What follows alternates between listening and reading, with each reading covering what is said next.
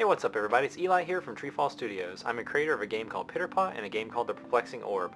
Both are now available on the PlayStation 4.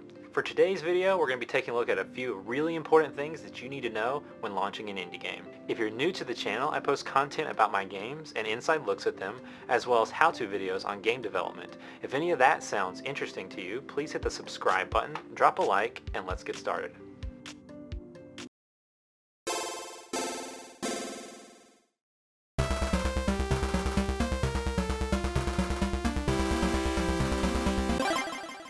The first thing you need to know, and which is by far the most obvious, is that it can be really stressful. If you want to know how stressful, just take a look at how I reacted the day before my most recent game, The Perplexing Orb, launched.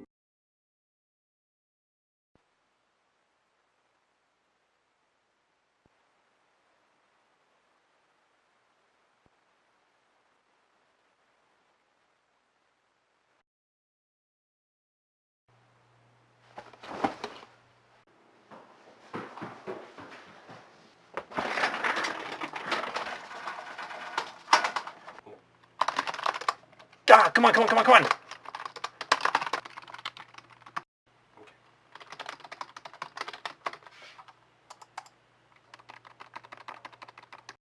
In all honesty, it really can be stressful, especially if you are relying on those sales figures to eat, take care of your family, and pay your normal life expenses.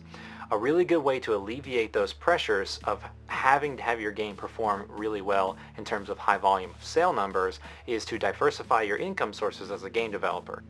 A couple good ideas or ways to do this are using sources like Patreon, YouTube, Kickstarter, Indiegogo, and selling merchandise for your game. I have personally done a couple of these things. Some have had a greater effect than others, but if you take advantage of a couple of these different avenues, you can definitely help balance out the highs and lows of sales for your game. The second really important thing to remember is that timing is key. It takes a lot of time and preparation when launching an indie game. This might sound really obvious, but I'm not talking about the time it takes to develop your game. That could take anywhere from a couple months to a couple years. I'm talking about the time that it takes from when you completely finish your game to when the game actually releases. Most people don't realize that there's kind of a long process that goes behind the scenes between you and the platform holder that no one really thinks about. They just think when your game is done, you get to just press the button, send release, and just make some sales. That's not actually the case. And from my experience, and I've worked with a couple different platform holders such as Nintendo and Sony, it can all just differ depending on your game, the time of the year you release, but this process can take anywhere between a month at the very best to up to 5 or 6 months. So every company has a different game certification process. Most of this stuff is covered by NDAs for each specific company, but the basics of what is going on here is that you have to send in your game to a platform holder, and then they have to judge your game and just make sure that it meets their specified criteria, whatever it may be. And if it doesn't, then you have to resend it in a few different times depending on what you get wrong or what you have to change. It might not be a game-breaking bug or anything, but you might have to change something in order to get the game to pass their criteria. This can take anywhere from 1 to 3 months. After that process is done, generally you have to wait another little bit because there's a whole process on the back end that you as the game developer do not see when they set up your game for whatever store page or platform you're working for. And then at this point, your game should be about ready to receive review codes. And then you should allow yourself 2 to 3 extra months in order for you to be able to send out review codes to press reviewers, and then also have them have enough time to get your emails, download the game, play the game, write up their reviews before your game comes out.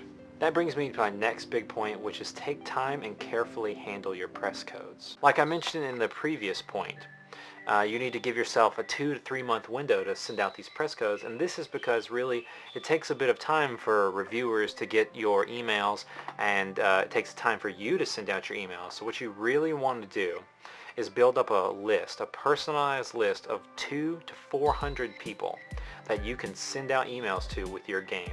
And you want to send out at least this much, because aiming for a 5% response rate on those emails would be a good thing to shoot for. For example, in my own personal experience, outside of my already established contacts with my friends who I normally send out press codes to, I'll meet up with them over Twitter or Facebook or something like that to shoot them over a code so they can play the game for their YouTube channel or write a review for their website.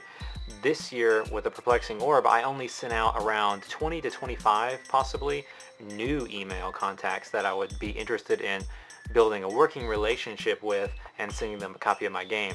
And for example, of those 20 to 25 that I sent out, I didn't get any responses back. So you just need to be careful with who you send codes to. You want to try to send codes to people who would probably enjoy your game or want to take the time to play your game.